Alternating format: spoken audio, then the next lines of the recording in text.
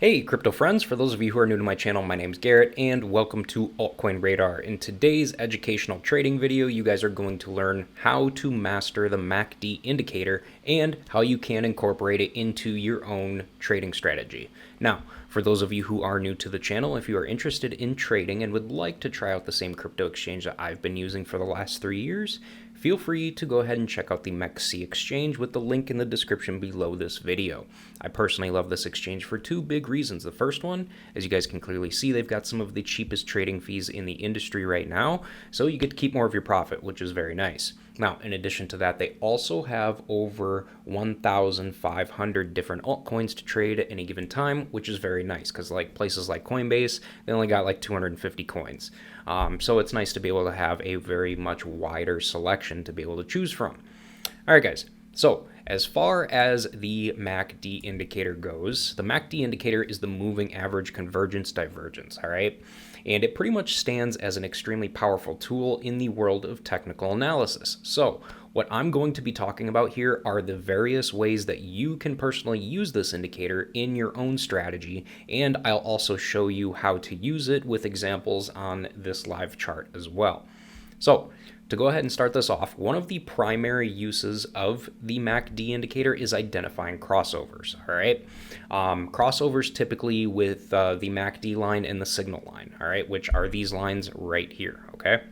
Now, basically, a bullish crossover basically occurs when the MACD line crosses above the signal line, all right?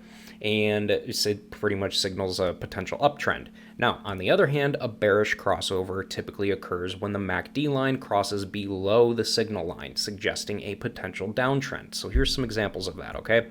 So here we've got these lines crossing right here, and you can clearly see it in the charts. Now this is just super easy to figure out, okay? We've got this first crossover right here, which would be the bullish crossover, and you can clearly see it here, and you can see it clearly line up with the charts as well. That happened right in here, all right? And what ended up happening? We ended up going straight up. So there's what I'm talking about as far as bullish crossovers, okay? Now that is exactly what I'm talking about. So let's go ahead and check out a bearish crossover real quick, all right? I'm gonna go ahead and delete these. And here would be a bullet. Well, yeah, we can use this as an example. I mean, technically this is in a giant uptrend here. Technically this is in a giant uptrend, but I mean, still realistically, it still works.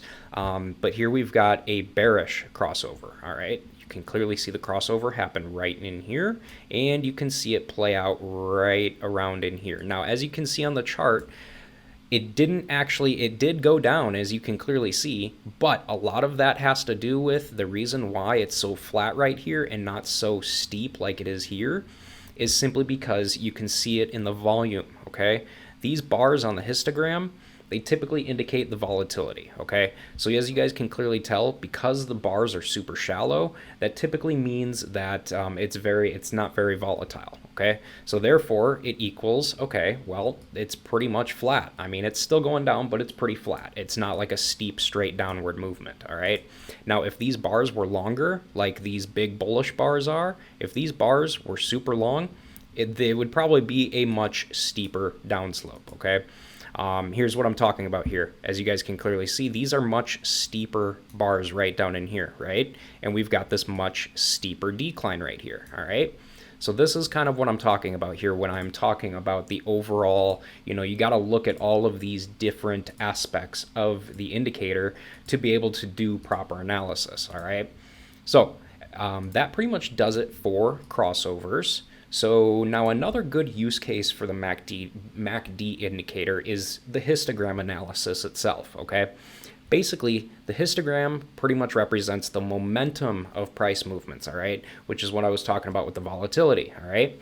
Positive histogram bars, which are the green ones, pretty much indicate upward momentum, obviously, while negative bars indicate downward momentum, and traders typically analyze both the height and direction of the histogram bars for insights into strength of a trend, which is kind of what I was mentioning earlier about, whether they are shallow or steep, all right? And that's pretty much what I'm talking about here. If the bars are shallow, there's not going to be much volatility. If the bars are steep, there's a lot of volatility going there.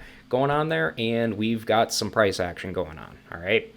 So lastly, another thing that a lot of traders use the MACD for is for signal confirmation, okay? For enhanced accuracy, traders often wait for confirmation signals by confirming MACD signals with other technical indicators as well, okay? Such as trend lines, support and resistance, and realistically other oscillating indicators also, and they can strengthen the overall reliability of your trading decisions as well. So just for fun here, I'm going to go ahead and add the RSI. All right, so we'll go ahead and add the RSI in here, and you will see what I'm talking about here. Okay, so let me go ahead and find a perfect example. All right, so we'll just use this for an example. This is perfect. All right, so what I'm talking about here as far as signal confirmation is we've got this signal right here, okay? The MACD lines crossed over, and we've got our signal right there, right? All right, so we've got our first signal. Now, to confirm it for signal confirmation, we can confirm it with the RSI. RSI is typically, as you all know, pretty much anything below the center line is pretty much oversold territory and could be due for a potential, reversal. And that's exactly what happened here. All right. So we were below the center line here on the RSI, and what did we ended up doing? That is the confirmation right there. We've got both indicators pretty much telling us the same exact thing, and on both indicators showing we went pretty much upwards. All right. So that is exactly what I'm talking about when I'm talking about signal confirmation here, okay? Now, I also want to note to you guys before I wrap this video up, I want to note to you guys that you should not be using any single indicator to make your buy and sell decisions while trading, okay? These indicators are simply just tools to help you to be able to identify trends, reversals, and many other types of metrics as well. So instead, you should only be using indicators to confirm your overall bias on whatever direction you think will be happening in the market, okay?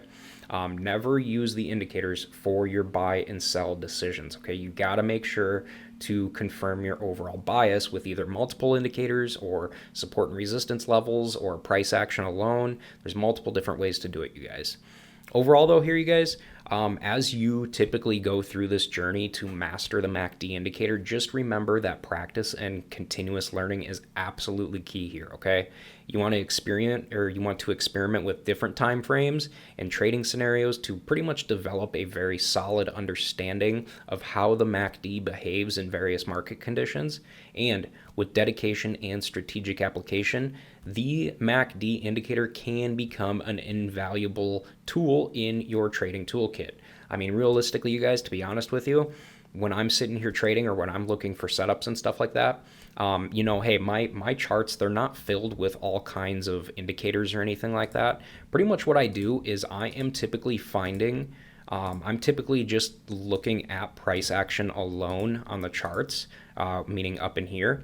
And I typically only ever have just the RSI open. And I've got all kinds of different lines for support and resistance and stuff like that. And then I'm confirming my overall bias with either the RSI or what I typically like to use is the Bollinger Bands. Sometimes I'll even use the MACD. But usually it's either between the Bollinger Bands, MACD, or RSI that I'm using personally for confirmation signals, okay? Now, if any of you guys have any questions about anything that I mentioned in this video whatsoever, or anything that's related to altcoins or trading in general, feel free to go ahead and reach out to me in my free community Discord server, which you can find a link to in the description below this video as well. But overall here, you guys, that's going to pretty much do it for this video. So I will go ahead and wrap this video up. But if you haven't already and you would like to, go ahead and make sure to subscribe to the channel so that you never miss a new crypto and altcoin video from me on a regular basis. And hey guys, with that said, thanks for watching.